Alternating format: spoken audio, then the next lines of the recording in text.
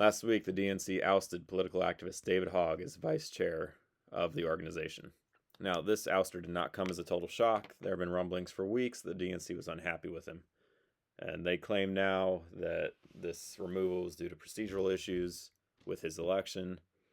But it's pretty clear the real reason for his ouster. And it's because he wanted to spend upwards of $20 million on primarying Democrats that are in safe blue districts who he saw as not liberal enough.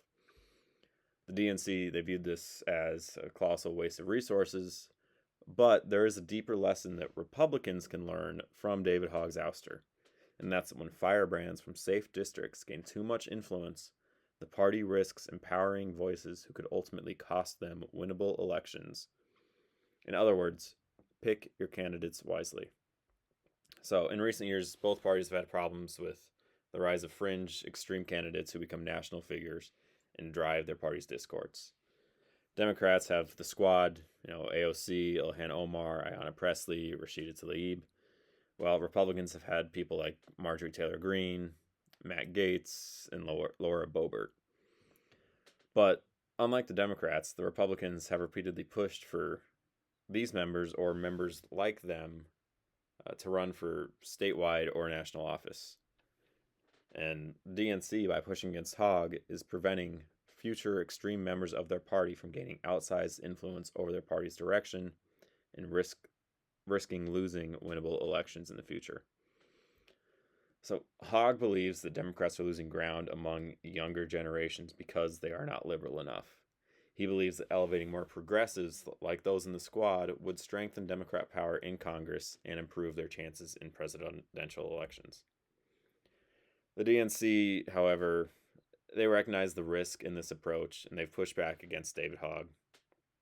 And they only need to point to recent Republican losses as proof that when candidates who are perceived as extreme win primaries and run in larger elections, the party often pays a steep electoral price.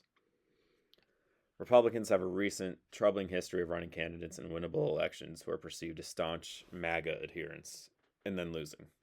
In Arizona, Republicans nominated Carrie Lake, a prominent MAGA figure, for governor in 2022.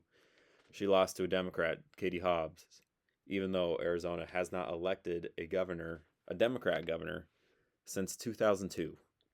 Republicans then ran Lake again for Senate in 2024, and she lost to Ruben Gallego, who was widely seen as a very far-left member of the Senate.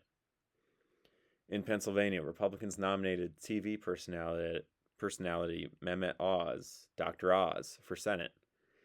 He then lost to John Fetterman, who suffered a stroke during the campaign and could barely talk at the time that he was elected. In Georgia, Herschel Walker, a Trump-backed candidate and Georgia football legend, lost the Georgia Senate to Raphael Warnock. In that same election cycle, Democrat Jon Ossoff was able to tie David Perdue, who was a pretty moderate member of the right, but he was able to tie David Perdue to the MAGA movement and to Herschel Walker, and Jon Ossoff ended up winning that special election in Georgia. And so these losses kind of illustrate a clear pattern for Republicans, is that when we elevate the most extreme candidates from our base to statewide contests, we forfeit otherwise winnable races. And so I bring this up because Jon Ossoff's seat in the Senate, a seat that should already be held by a Republican, is up for re-election in 2026. And the GOP has spent months debating who should challenge Ossoff. Many wanted Governor Brian Kemp to run, who would almost certainly win the election. He's very popular in Georgia, and his public disagreements with Trump would ease concerns over his extreme right, over how extreme right he is. However, Kemp recently announced that he will not enter the race. And for a time, there was also speculation that Marjorie Taylor Greene might run for Senate, given her national profile and strong support in her deeply conservative district. But Greene, too, now has declined to run, which leaves the field open to other Republicans.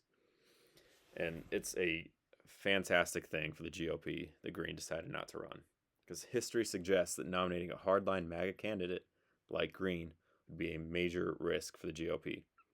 David Perdue, who I said earlier was not an ardent MAGA personality, still lost his Senate seat because Ossoff was able to effectively tie him to Trump and the MAGA brand. If Republicans were to nominate someone as polarizing as Marjorie Taylor Greene, the result would definitely be another defeat, even in a state that went for Trump in 2024. The lesson from our past mistakes have been clear. Candidate quality and broad appeal matter, especially in a purple state like Georgia. But how does keeping extremists out of deeply held seats help the party? It prevents future scenarios where polarizing figures, like Marjorie Taylor Greene, leverage their safe seat popularity into statewide campaigns and then lose winnable elections.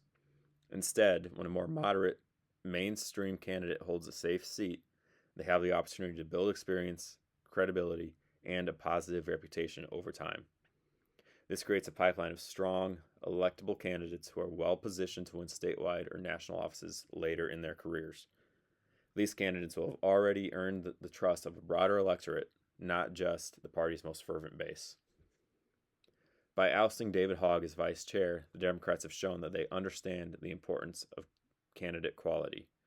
While they do have their own headline-grabbing extremists, they've consistently managed to produce quality candidates who can win statewide elections, rather than elevating their most polarizing members to an election that they can't win. With Marjorie Taylor Greene officially out of the Senate race in Georgia, Republicans have an opportunity to learn from both past mistakes and the wisdom of Democrats. Don't recruit a celebrity for the seat.